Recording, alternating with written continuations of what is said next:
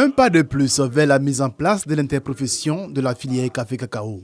Après la mission de vérification des données fournies par les organisations des producteurs qui s'est tenue à leur principal siège en région, l'heure est à la présentation des résultats.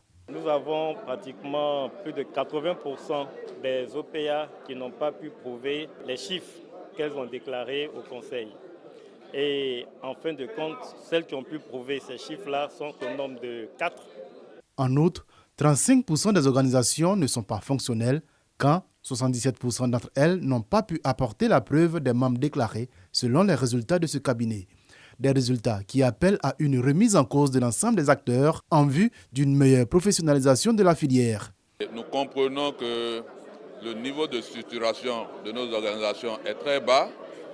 Nous comprenons que au-delà des déclarations, nous devons visiblement nous concerter, trouver un consensus pour que l'interprofession tant caressée par les producteurs puisse naître. Au niveau de la tutelle, l'on insiste sur la nécessité pour tous les acteurs de la filière café-cacao de travailler en synergie pour aboutir à la mise en place de cette interprofession qui constitue un outil d'amélioration de leurs conditions de vie et de travail.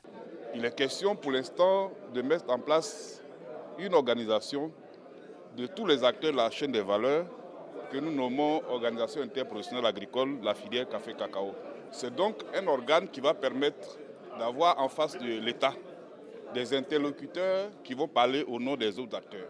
Les acteurs de la filière ont convenu, au thème de cette rencontre, de créer 13 unions de sociétés coopératives dans les 13 régions productrices et d'une fédération nationale des producteurs de café-cacao. Des entités qui pourraient plus aisément contribuer à la mise en place de l'interprofession.